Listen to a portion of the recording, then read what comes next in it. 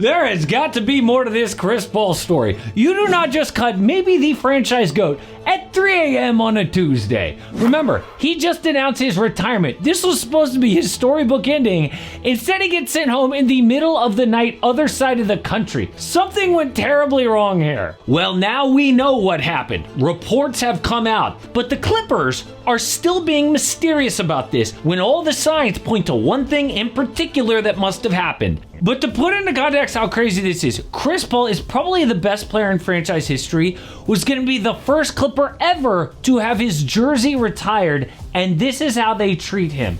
Oh, and he didn't even want this. The Athletic reported this didn't come from Chris Paul at all. I mean, just a few days ago on his IG, he posted, talking about how great Lob City was. Like, man, I'm proud to be a Clipper. Then his very next post was, yeah, I just found out I'm being sent home. What happened? But my hometown Houston Rockets really settling in without a point guard. Now, I want to get out of the house, especially with how cold it is outside. And what better place than indoors at a Rockets game to see a guy like Reed Shepherd in action? Well, that's why I want to give a sponsor of today's video, SeatGeek, a huge shout out. With over 35 million downloads, SeatGeek is the #1 rated ticketing app. There are more than 70,000 events listed in SeatGeek, including concerts, sports, festivals, and more. The NFL and college football are in full swing as well. The NBA is officially back, and right now you can get World Cup tickets on SeatGeek. Yes, I am seeing ads for World Cup games in Houston all over town. But like I said, Rockets, and the next game that I'm really looking at is when the Suns are in town.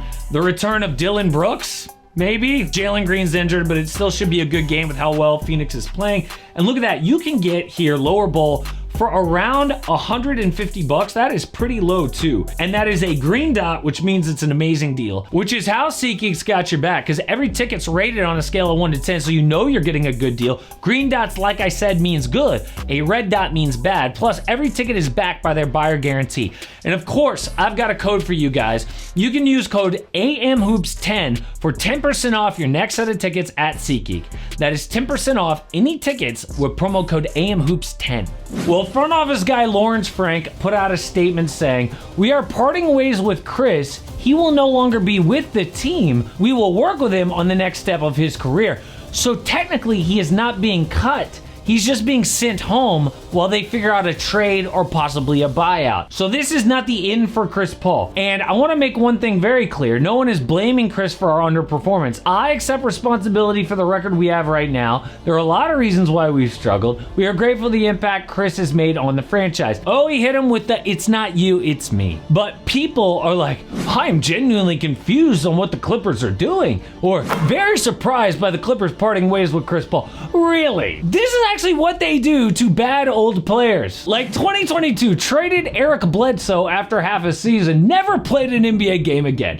2023, same with John Wall, never played a game again. 2024, dumped Russ, despite him saying he wanted to continue with the team. In the same year, sent PJ Tucker home, basically never played again. But Chris Paul ain't done. Wouldn't it be great if OKC signed him and won the title? Then got the Clippers pick after the season. That would be the ultimate slap in the face. But the real comparison here is what they did to the other Lob City legend, Blake Griffin. So Blake signed a max with them summer of 2017, but it wasn't a guarantee. He had meetings with the Suns and the Nuggets all lined up, but he canceled because of the Clippers pitch. Set up a Blake Griffin museum where they had stations set up reminding him of different stages of his life with the Clips, had a fake jersey retirement ceremony, and the shirt. Have you seen this shirt?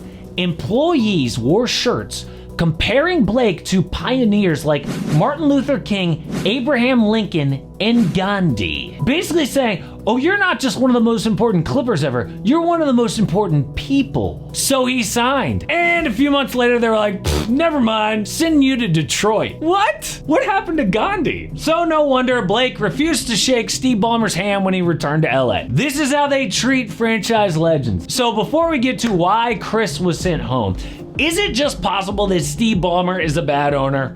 I mean, think about the decisions he has made. Traded a future MVP in SGA and 8 picks for Kawhi Leonard, Paul George. Made an under-the-table shady deal with Kawhi and aspiration that could end in disaster. Has backstabbed both franchise legends. At some point, it doesn't matter how much money you have, especially in this second apron era. If dude piles on this much proof, maybe he's the next James Dolan Vivek Ranadive. But why did they do this now? Why did this happen at 3 a.m. on a Tuesday night in Atlanta? Well, we know Chris has looked old, but can you believe that he actually played and started all 82 last year for the Spurs? That would have been an awesome way to retire. But this season, pretty quick, Ty Lue said things are different. CP never got a start, then started getting DNPs by game number 9. Totally healthy, just not playing. Probably pissed Chris off, and weird things started to happen. First, he basically announces a farewell tour without actually saying it. This post says, hey, grateful for this last one, but did you know that Chris has never actually acknowledged this or even spoken to the media since that post? Then last week, he posted this on IG. The definition of leeway. Why? Like, players don't have enough leeway, we need a new coach, or the organization gives Kawhi too much leeway, which we know is the truth? Who knows? But the answer most likely is the coach. When Ty Lue started sitting Chris Paul while healthy, dude had enough. They had such a falling out that ESPN reports the player and coach hadn't spoken in weeks. But meanwhile, Chris was speaking to everyone else in the organization. Remember, this is a team that is a terrible 5-16, and the 12-time All-Star was vocal in holding management, coaches, and players accountable. And I'm sure that was so much fun. But CP has always been one of the more difficult people to deal with in the NBA. A long history of clashing with teammates and being extremely hard on people around him. From Blake Griffin to DeAndre Jordan to James Harden, multiple stars have had big issues with his demanding personality. In fact, these are words reporters have used to describe the CP3 experience throughout the years.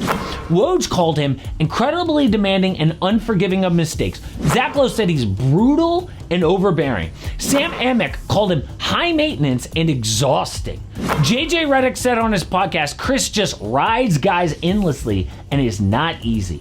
In fact, DeAndre Jordan, one of the most well-liked, easygoing guys in the NBA, desperately wanted off the Clippers to get away from Chris Paul. Now, the front office guy, Lawrence Frank, just said to the media, there wasn't a single incident that led to the breakup, but that smells like BS. Why? Because of the timing. So, when did this mysterious breakup just happen? Hours after the Clippers got embarrassed in Miami. The Heat went on a 32 run at one point, and the player they stupidly decided to let go, Norm Powell, dropped 30. So they were embarrassed. And right then, I am sure Chris said something to someone, and they were like, you know what?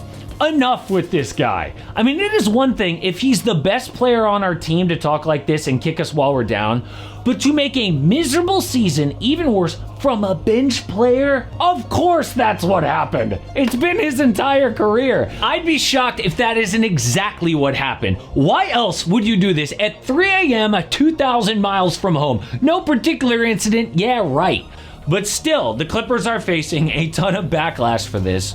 So what happens next? Well, LA is easily the most disappointing team in the NBA this year. Not only were they expected to do well, but it seems like all of their old guys hit a wall at exactly the same time. They are second to last in the West right now, but their pick is going to OKC.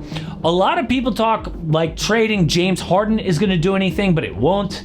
The only thing they can do is ride this out until 2027. That is when Kawhi and Harden come off the books, and then they could try to pivot to a new generation. But until then, it is going to be a miserable time as a Clipper fan. And this latest situation, honestly, not a surprise for the most cursed team in the NBA. But what about some good news? Okay, hands down, the breakout player of the season so far is Denny Avdija. Kid's also, by the way, on like the cheapest contract in the league because he was supposed to be a role player. So how did he go from that underrated to the best guy on a team pushing for the playoffs in the West?